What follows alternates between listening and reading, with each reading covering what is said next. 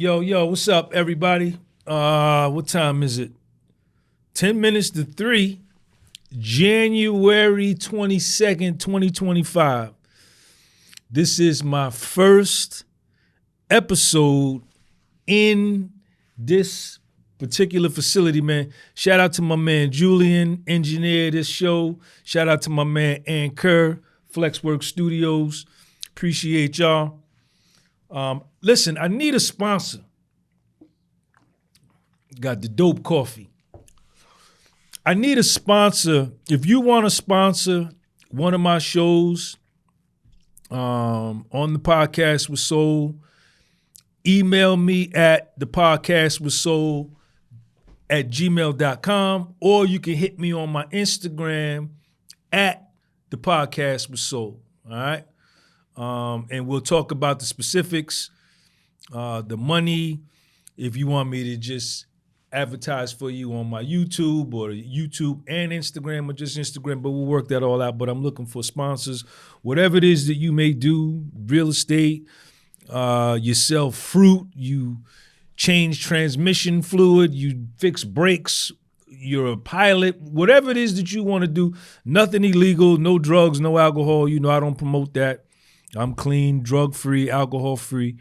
But just about anything else, if you want to promote, just let me know, man, and we can get that going.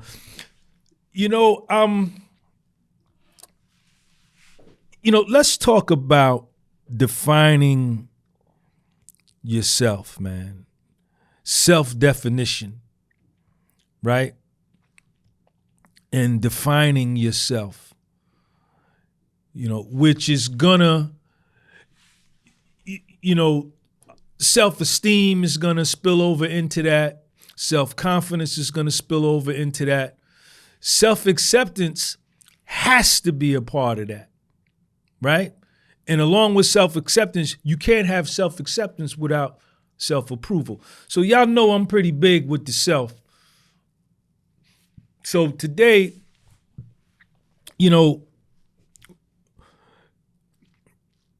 one of the things that I had to learn and what I had to develop, and it took me later in life, shout out to all my young dudes, man. Shout out to all the young females. Shout out to all the young people in your 20s and in your 30s, male and female. You guys are babies. You're a baby. If you're in your 20s and you're in your 30s, you are a baby. 40 is very young. 50 is very young. But I learned much later in life self-definition, right? And really took it to heart and took it serious and became very strict and rigid in my quest, right? In my journey and in my job, in my duty to define who I was, right? Because for a long time, man, in my life, man, whether it was low self-esteem or ignorance or being impressionable, being young and not knowing what I was doing and trying to figure out my way through life, I allowed other people to define me, right? Other situations to define me, right? I wasn't capable of defining who I was. The media defined me, music defined me, television, right? Movies, right? I let all of these things define me. And, not good. Not good. Because who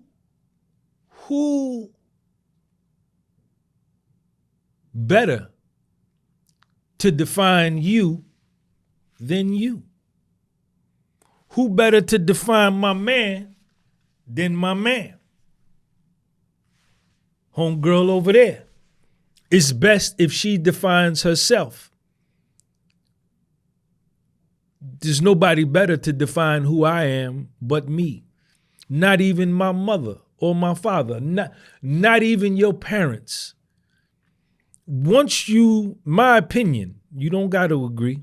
We ain't got to agree on everything, and we ain't going to agree on everything. And that's a good thing, because that's life, and that's how the world go round. My opinion is, when you get to a certain point, man, you should grow into a acceptance and a comfortability about yourself where you know what you stand for, you know what you like, you know what you don't like, you know what makes you angry, you know what makes you elated, you know what makes you depressed, you know what makes you joyful, you know what makes you afraid, you know what gives you courage. That you should grow to a point to where you define you, and nobody should be able to, or you should not allow anybody to impede, right, or impose their thoughts and opinions of you onto you, right? They can try,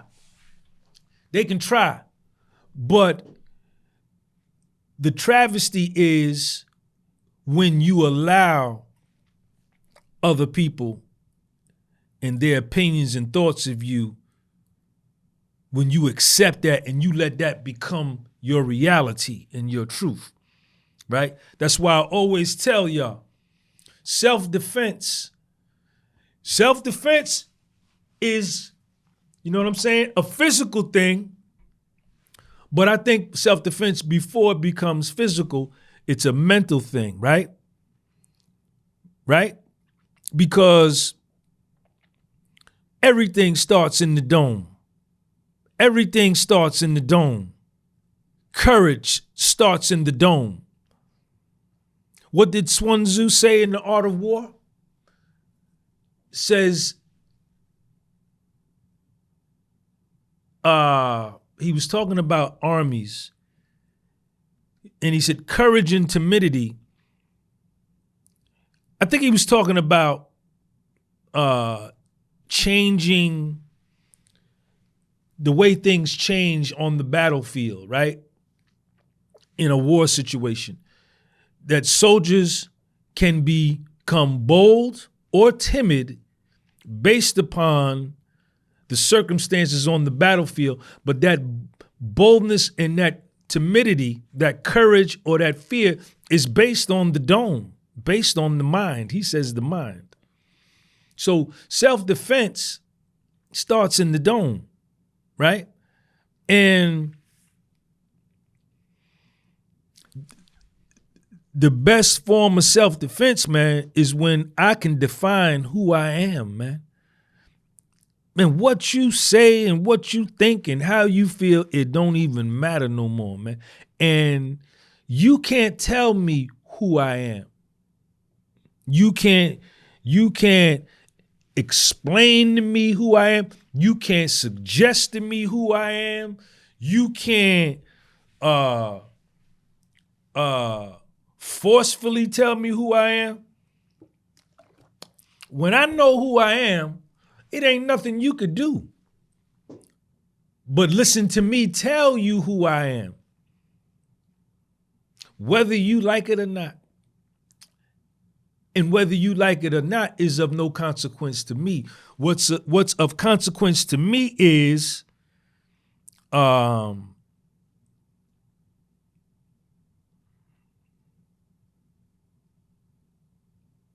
I define myself. That's what's of consequence, right?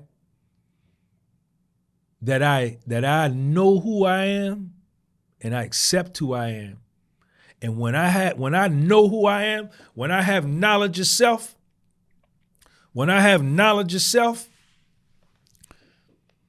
I'm money, right? And I remember when I was in prison, man, and this is really where I took on the task of finding out, like, who the fuck really am I, man? Like, what am I doing, right? So I end up in federal prison at 45 years old. And I'm sitting in there and I said, because it was no more denial, right? There was nothing else to deny. I said, Sean, something is wrong with you, man. Something is very, very wrong with you, man. You sitting up here in federal prison at the age of 45. You're away from your son. You blew up your life. You crashed and burned. Something is wrong. What is going on? And, you know, it was during that experience. That's why prison, man, it helped me, man. Going to prison, I used that experience, and I'm not ashamed of that experience, right? Because I know who I am. I've defined who I am. I used that 15 months, 15 days, and 19 hours to turn the microscope and the telescope inward at myself instead of outward at what this one did to me, what she did to me, what he did to me, what they did to me, what the government did to me, what my mother did to me, what my family. None of that. I didn't do none of that. Because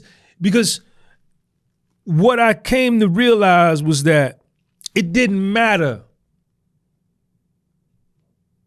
who did what to me. It didn't matter. I grew up in a dysfunctional family. I grew up in a super wealthy family. I grew up in the ghetto. I grew up in the suburbs. I grew up in high society, or I had one parent or two parents or no parents. I was abandoned. I grew up in none of that mattered anymore. What was reality was that I was in prison, that my current circumstance sucked, right? It was not good. And how was I gonna get out of it? How was I gonna get out of that situation, change who I was, right? And then rebuild my life. That's it.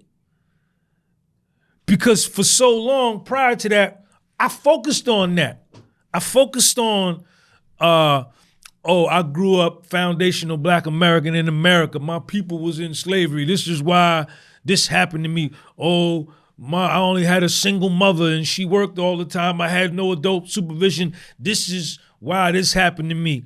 I came up with all types of excuses, man, as to why I made the bad choices that I made, the bad decisions I made, right? And the results and consequences of those decisions couldn't have been good, right? If the choice is bad, the consequence can't be good. It don't go like that. If the choice is blue, the consequence can't be yellow. If the choice is green, the consequence can't be brown. If the choice is blue, the consequence is blue. Whatever you choose, this is universal law. So I said, Sean, none of that matters, man. What matters is you got to figure out who you are, what's wrong with you, what's broken in your psyche, in your fractured personality, in your thinking, in your decision making, in your judgment. You got to find out what's wrong and fix it, right? And that's what I proceeded to do, man. And in prison, I couldn't run no more, man. I couldn't run no more because I always ran. When it came to getting real and when it came to admitting that I had flaws, and shortcomings and character defects, I dipped. I didn't want to talk about that. I wanted to act as though I didn't have any, or I wanted to try to disguise them, right? Dress them up in a uniform, put perfume and cologne on them, and a nice car and money and a nice clothes. Well, I don't wear perfume, but for the ladies, cologne, and run from looking at me. But when I was in prison, man, I couldn't run no more. And I really sat down and analyzed my entire life, man. And from that analysis, right, and it took a lot of courage to do, man. It took a lot of bravery to do. Because when I was looking at my life, and when you look at your life, when you go back to your childhood and you start looking at what you went through, what may have happened to you,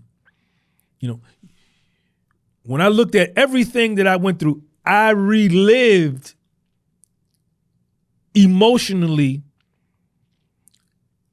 what I went through as an 8-year-old as if it happened 4 minutes ago. Like I relived that. You're going to relive when you go back and look at your life when you're trying to get yourself right. And this is a part of the process, right? This was a part of my process. This was a part of my self-acceptance. This was a part of my self-approval, right? This was the beginning point of my self-definition and me defining who I was. I had to go back, man, and tell myself like, yo, I didn't like that, right? I don't like this part about you, Sean. I don't like that you do that. I like that you do that. That's cool that you do, but that's foul. And that's what I did, man.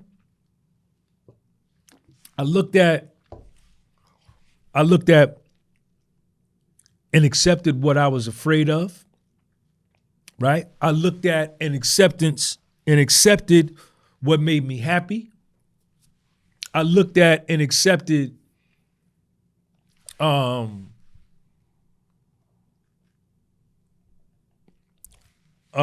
what I liked, what I didn't like, what I loved, what I hated, what made me feel good, I looked at everything, man. I left no stone unturned, man. Nothing. And,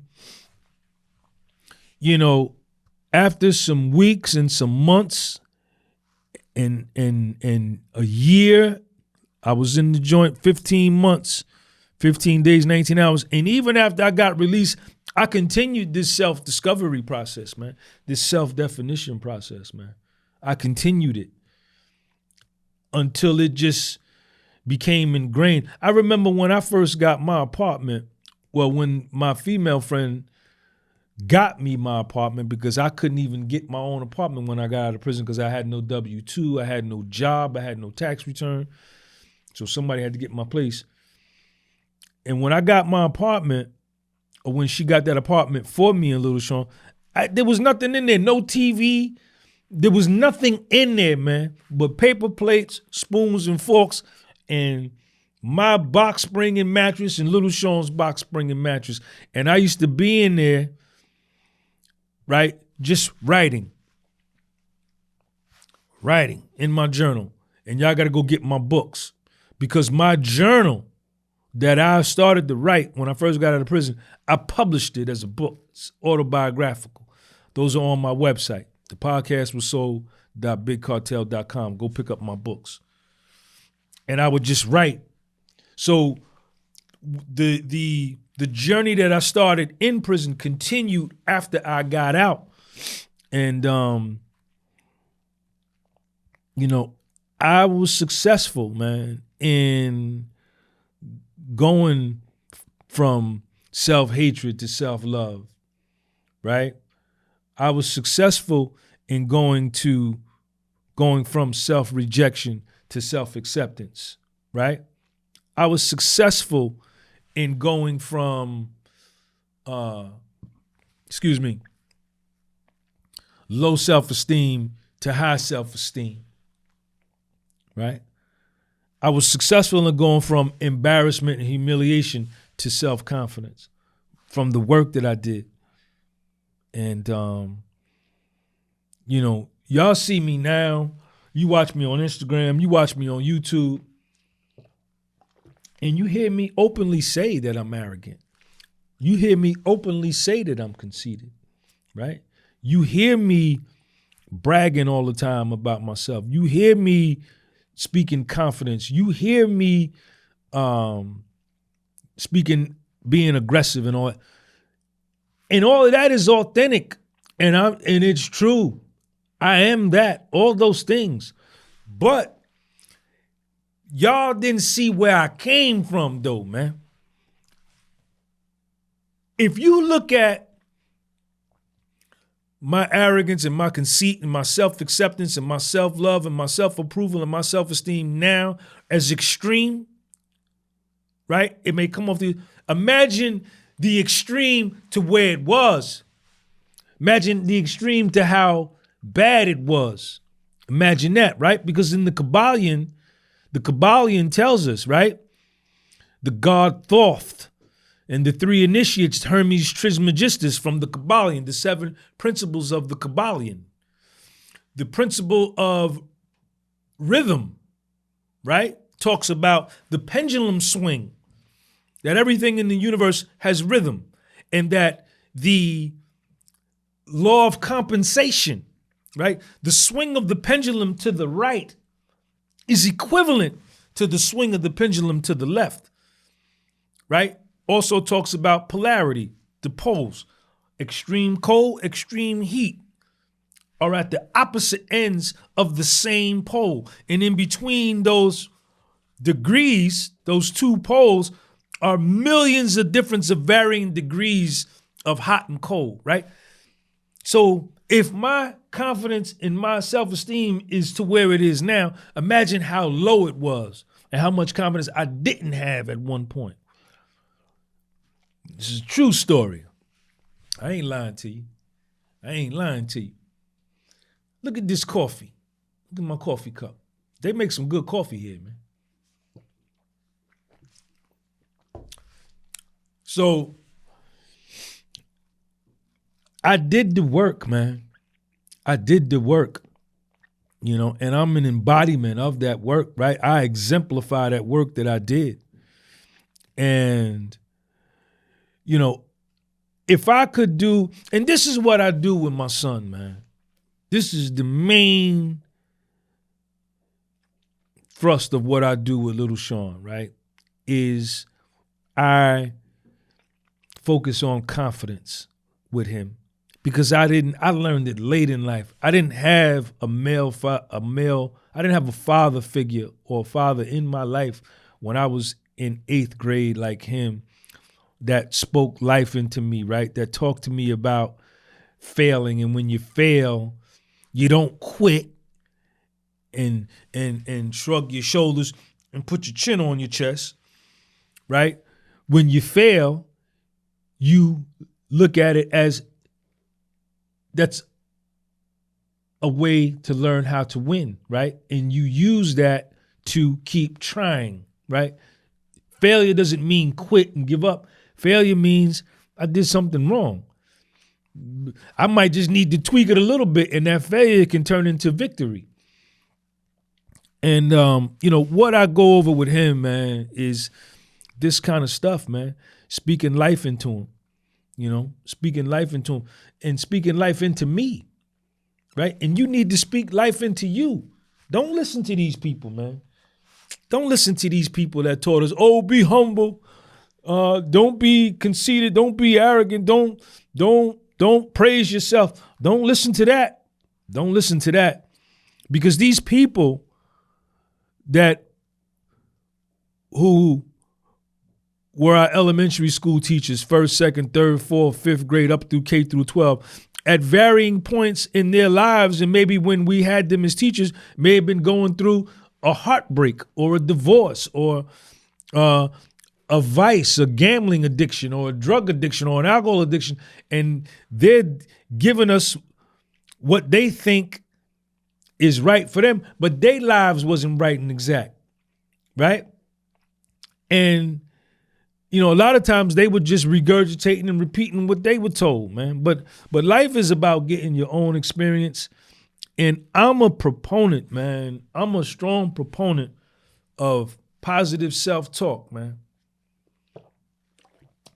I'm a strong proponent of articulating and voicing the love of yourself to people that you encounter. I'm a proponent of that, right? Because I'm a proponent of communicating and articulating your belief in yourself verbally to whoever, strangers, family, whoever, because you want to be able to influence people, right? And if you want them to have a particular perception of you, let it be that, right? Because you got the choice for it to be that, or you got the choice for it to be like this. You look down, you don't make no eye contact, your shoulders are slumped, you bent over, and your whole vibration's off. You ain't making no eye contact. You communicating with people that way too, right? So I ain't choosing that one. I'm choosing the bold one. I'm choosing the aggressive one. I'm choosing the masculine one, right? I'm choosing eye contact. I'm choosing body language. And I'm reading yours too. When I walk into a room, there's a bunch of people in there. Whenever we walk into a room and you can't get away from this, and there's a group of people there, everybody is sizing everybody up by nature. It ain't got to be for a physical contest, for a fight. I could take him, I could take her. And some people may be there and have them be on that type of mentality, right? So you can't get away from it. But you could just be sizing people up. Look at his body language. Look at my man. He can't even make eye contact with him when he's looking down. You know, so make sure that yours is money. I make sure that mine's is money. Right? I make sure that mine's is money. And positive self-talk, man. Positive self-talk is the best, man. Shit. You with you for 86,400 seconds every day. You with you for 1,440 minutes every day. You with you for 23 hours, 56 minutes, and 4 seconds of every day.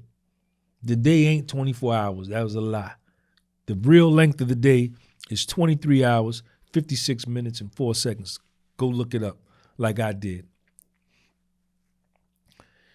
So if you with you that much, I'm with me in the car. I'm with me in the shower. I'm with me on the train. I'm with me recording the video. I'm with me driving on the highway. I'm with me at the supermarket. I'm with me at the laundromat. I'm with me at the grocery store. So why not have a good conversation with me? Why? Why not have a powerful conversation with me where I'm speaking life into me?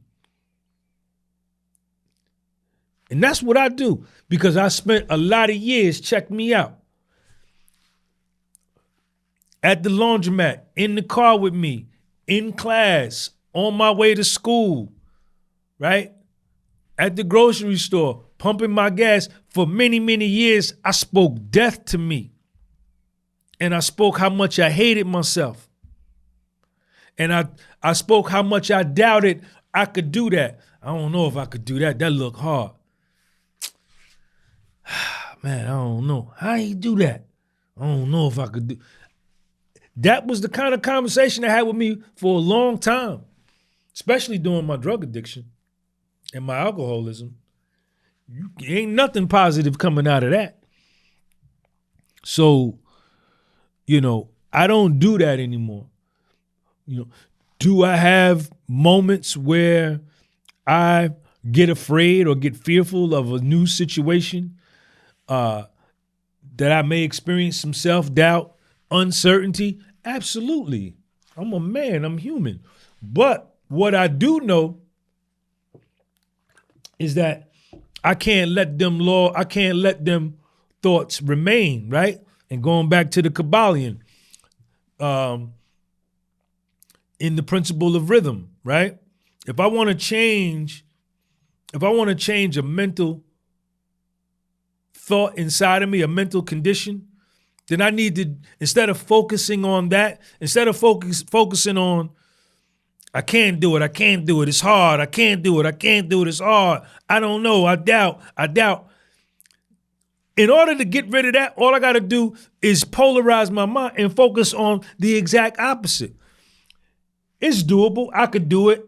I believe I could do it. I could do it. If he could do it, I could do it. If he could do it, it's just a matter of thinking, man.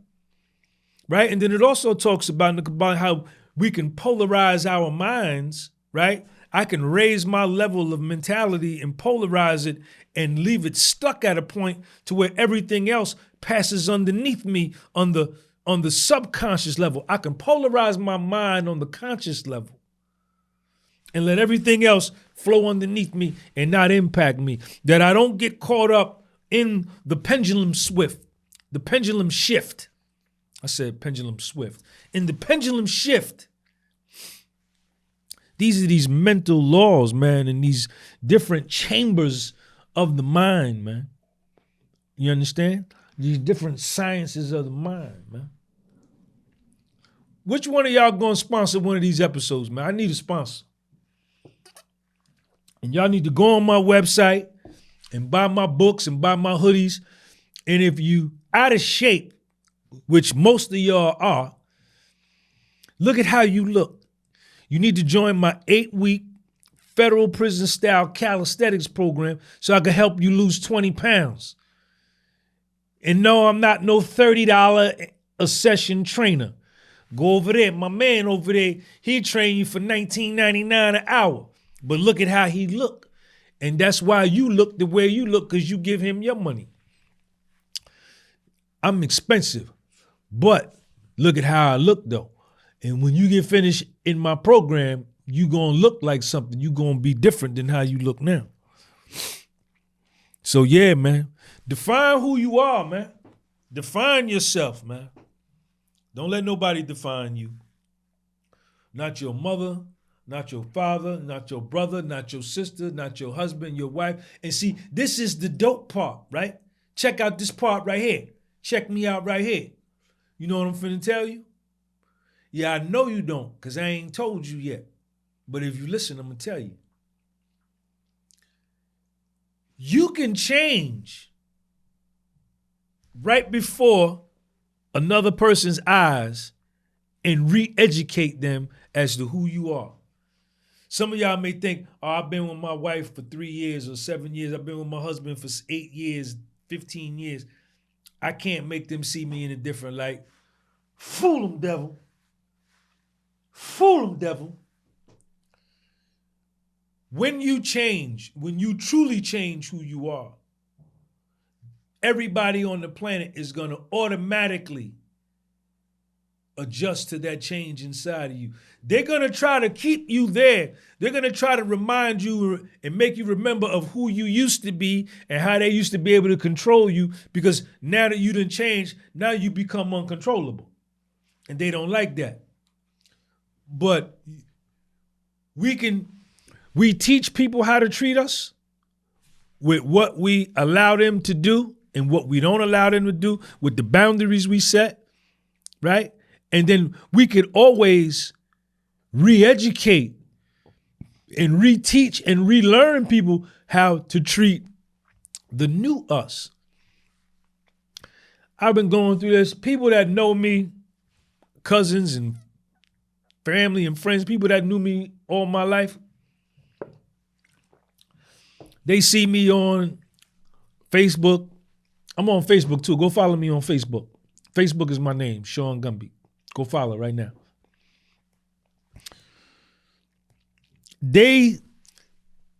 our families can't seem, it's like who we are is frozen to them as to who we were when we were kids. Like they can't adjust to us growing, evolving, and changing and becoming someone new. But we have to relearn them and force them to respect the new us. You understand what I'm saying?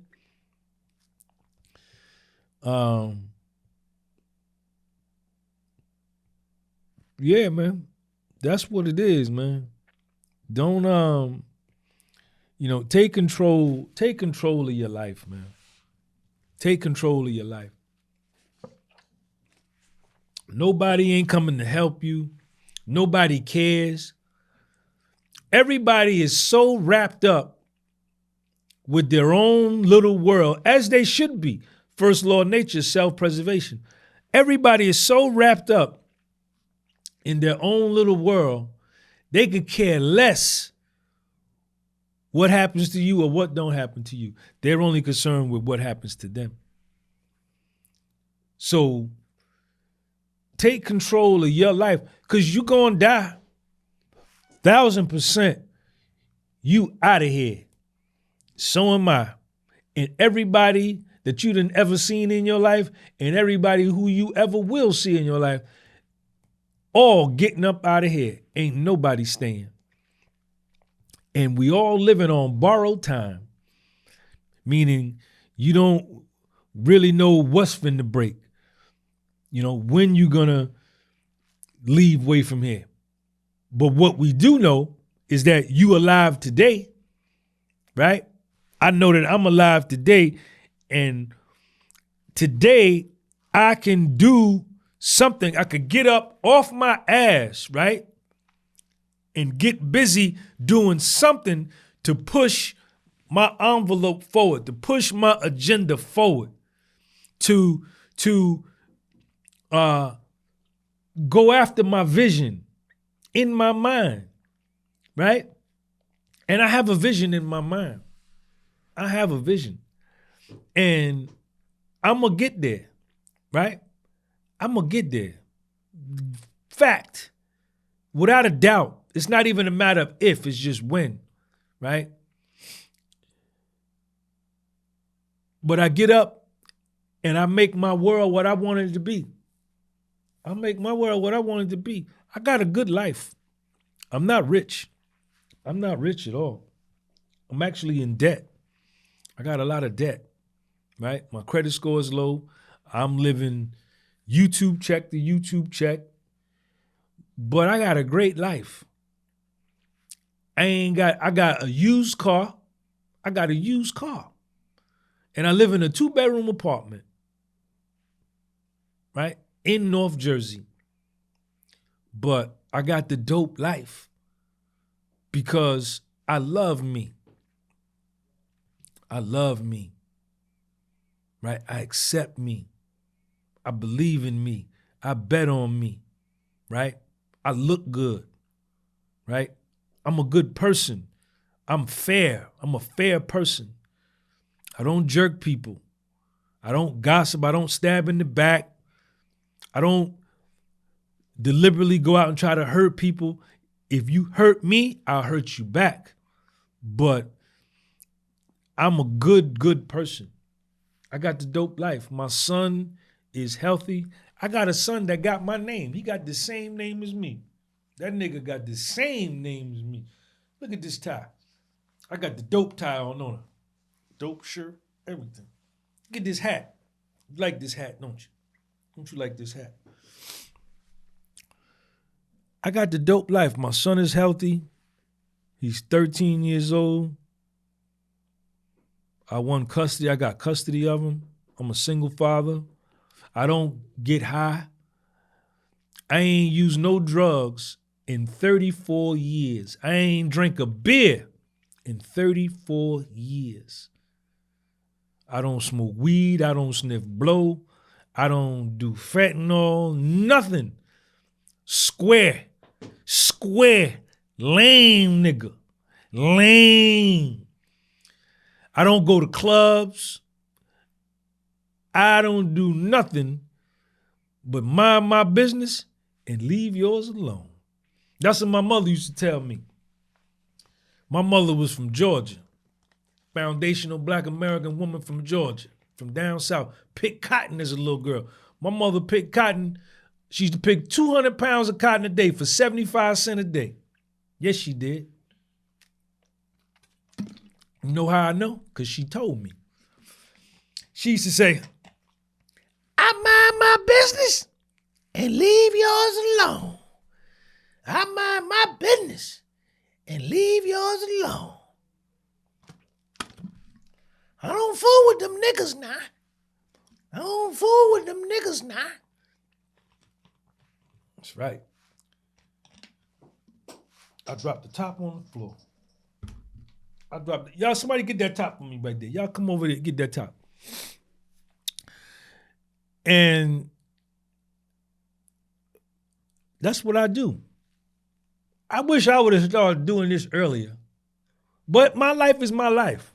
My life is my life. The way that it went down is the way that it went down. I don't believe that my life is written by God. I don't think, this is my opinion. You think what you want to think. I don't care what you think. Hold up, let me get this top. Don't go nowhere. My top fell on the floor. You think what you want to think. I put my foot on this top, but I don't care. It's my shoe. You ain't got to drink this water. I wouldn't give you none anyway. If you was here and asked me for some of this water, I wouldn't even give you none. You know what I tell you? Go buy your own water. What was I saying? I don't believe that our lives are written because we have choice. I could take this bottle of water. I could put it right here. That's my choice. I could take this cup of coffee, put it right here. Then I can move the coffee here. I could take this phone, put it right here. I have choice, right? Free will to do what I want. I could do this water. So, and those that are going to disagree say, well, God made you do that. He made you do. No, he didn't. I'm choosing to do that.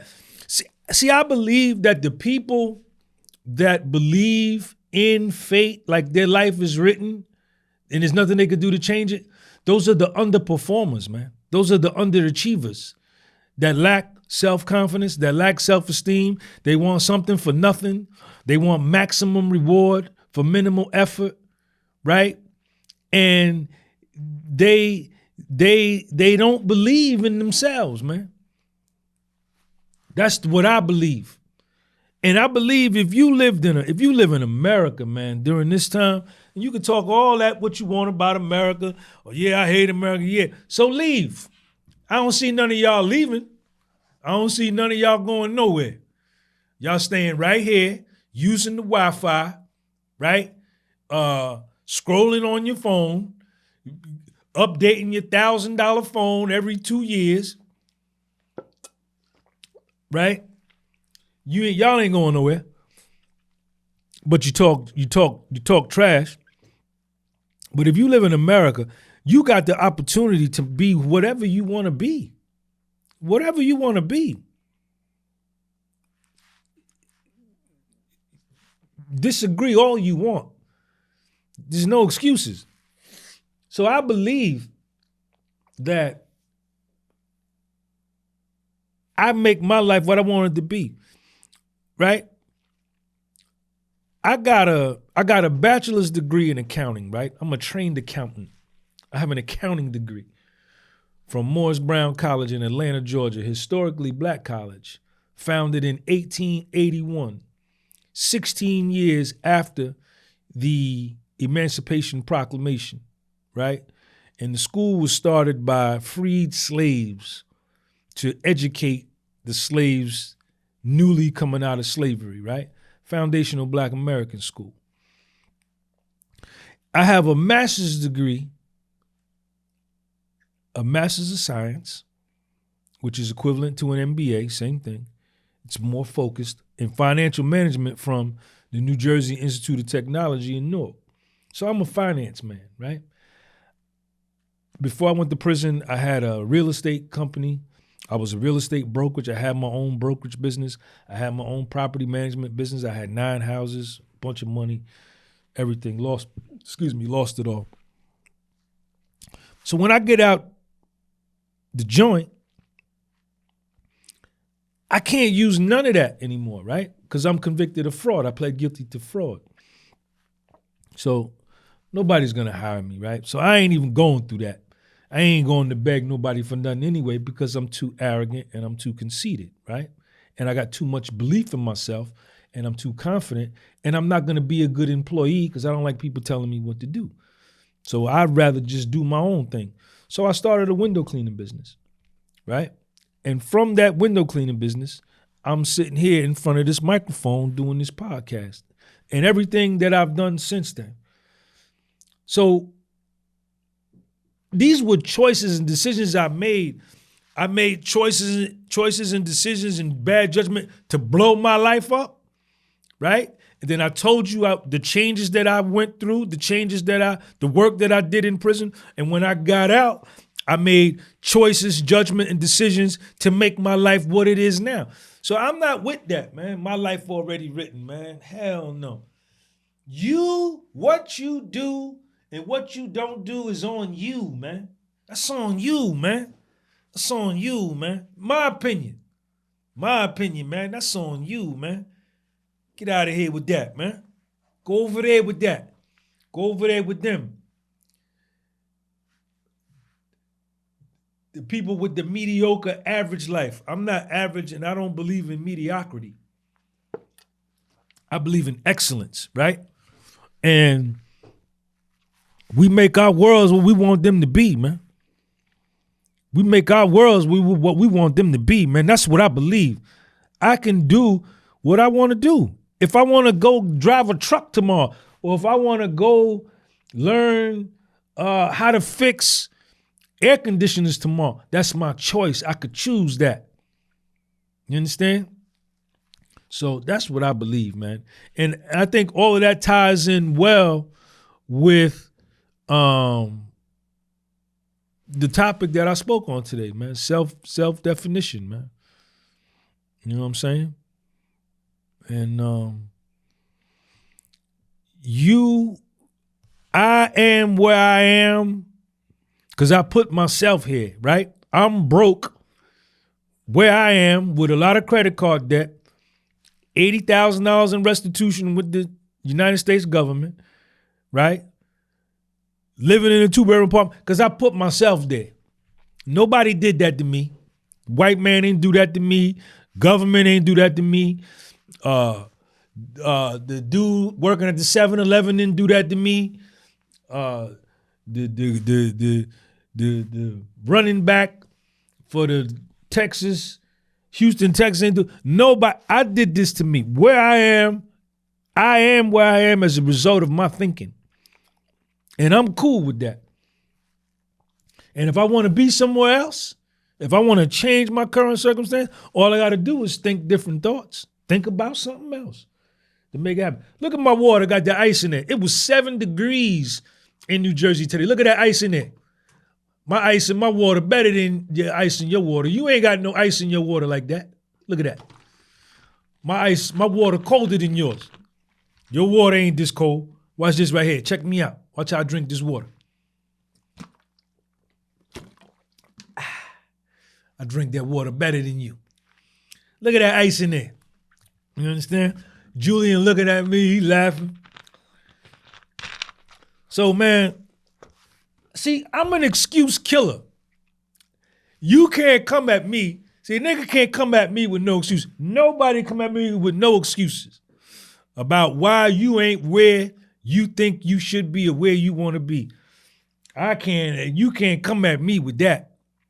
You understand? You can't come at me with that. I don't want to hear that. Because I got out of prison with $1,900. $1,900 after having a net worth of $1.2 million. I got released January 22nd, 2016 from FCI Morgantown in Morgantown, West Virginia with $1,900. And when I flew back to New Jersey, my truck, there was a snowstorm the next day. It was like 1.5 feet of snow, and my truck wouldn't start. I had a Honda Element, 2005 Honda Element. It wouldn't start. That cost me $500 to get my truck fixed. So I went from $1,900 on day one to 3 days later, I was down to $1,400. And from there, and I was living in the basement of a female friend. Shout out to her for letting me get released to her house. She knows who she is. Shout out to Lisa. She let me stay at her house, me and Little Sean. And from there, I built this life. And I've been out of prison 9 years. So there's no excuses, man. And I got out of prison at 47 years old, right? As a foundational Black American male with a felony conviction, a federal felony. Huh? Ain't no excuses, man. Ain't no excuses.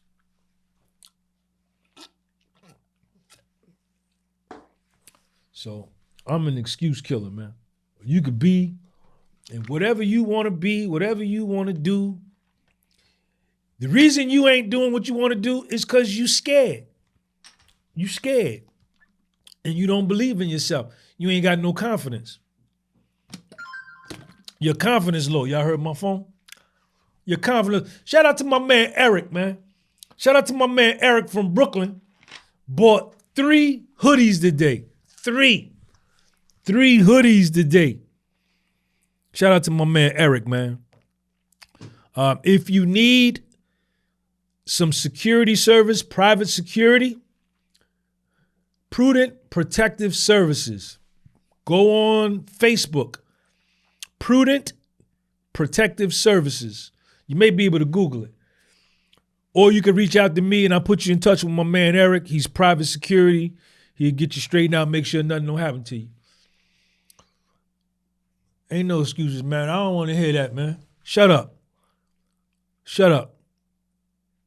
Shut up. You weak. You weak.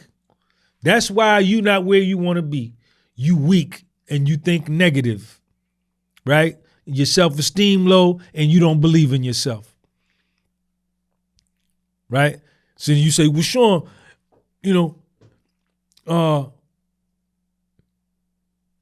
yeah, all you saying is true. My self-esteem low, I'm weak. I ain't got no confidence. I don't believe in myself. I got low self-esteem. Then you know what I'm gonna tell you? Fix it. Fix it. Ain't nobody coming to help you fix it. And if you don't fix it, it's gonna remain low. You're gonna remain in that circumstance until you die. But with your free will and your choice, you can change it. And it ain't gonna be no change like that. It takes weeks, months, years for you to change, man. But you not where you want to be. You not doing what you want to do because you weak, man. You weak. You overweight. You eat whatever. You eat whatever. You got no discipline, no self-restraint when it comes to diet. You on medication. You won't lose weight to get off your medication. You won't even walk, let alone jog or go to the gym. You won't even walk a mile a day. You won't even invest in a pair of sneakers to walk a mile a day and cut out sugar, cut out certain things that you like that's making your health, putting your health in the basement. You won't even do that. You weak. You weak. That's your fault. That's your fault. You can lose weight. If you want to take a pill to lose weight or get your stomach sewed up and all that, you ain't got to do all that. All you got to do is make up your mind, stop being weak, and get busy and get to work. Join my 8-week program. My 8-week program is $2,500. $2,500. I wouldn't come down. If you came with $2,499, I say, man, you short $1. You're light. I ain't taking no shorts. You light $1. Man, what other dollar at? What other dollar? Get the other dollar. Give me the other dollar. What other dollar at? It's worth it. If you working with me, not only are you going to be working out with me, but you'll have access to me to talk to me. We can talk about whatever. You got to pay for that, man. I'm not doing that for free. I give y'all enough free information. I give you enough free content. Definitely not giving you free or low budget welfare Section 8 prices on my personal training. No, with how good I look and what I know, I learned my workout in prison. I do prison workouts, real prison workouts. I don't got no certificate like your personal trainer, and they go to the gym, the local gym, Planet Fitness, LA. Nah, I learned my shit on the yard with other inmates, right? And it's more valuable because you know you don't go on YouTube and let me look up personal trainer workouts, training in a gym. You don't look that up. Personal trainer workouts who learned in the gym. You don't look that up. You go on YouTube and say prison workout. And that's the one that you watch. Those are the workouts with the most views. And those are the bodies where you look and say, oh my God. Because you know the dudes in the joint got them bodies on low-grade food, right? Most likely no supplements, what you have access to. There are protein powders and steroids and creatine on some compounds. The inmates are sneaking it in or the guards are bringing it in. You know what I'm saying? But most of them dudes is doing it naturally. And you look at how they look and you say, man, I want that. And you can look at a body. You can look at a dude that got a gym body with protein powder, creatine, HGH, TRT, and steroids. And then you can look at a dude that's coming out of prison and put them next to each other, and you can pick out which one got the prison body and which one. They both, dude may look good. I ain't saying he ain't gonna look good taking all the supplements and the workouts, because you got to do the reps. Whether you taking supplements or not, you still got to do the work, right? You got to be consistent at the work. You got to persist at the work. You got to have discipline to work. You got to have discipline to eat right, right? But when you look at the prison dude and the dude from the gym with the supplements, two entirely different looks. And the dude out the joint, it's just something about his look. He looks more robust. He looks stronger. He does. You know it. You know it. You know it. But anyway, what time is it, man? I got to get up out of here, man. I'm not going to be on here with y'all all day. Y'all want me to stand? Look at my water. I got the dope water. Let me see. It's 10 minutes to 4. I started fasting last night at 10 o'clock. So I got 6 more hours. I'm on an 18-hour coffee and water fast. Check my water out.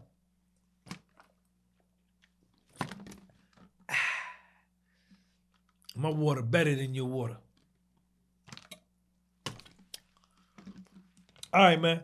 So look, if you want to sponsor, if you want to advertise and promote your business or whatever it is you do on whatever it is you do, as long as it ain't about no weed and alcohol or crime, you can sponsor one of these episodes. I'll help you promote your situation. Not for free. You're going to pay. This is America. This is a capitalistic society. I'm an entrepreneur. I do things for profit. Get at me, and we can get you straightened out. Sean G, Podcast with Soul. It don't never stop. Peace.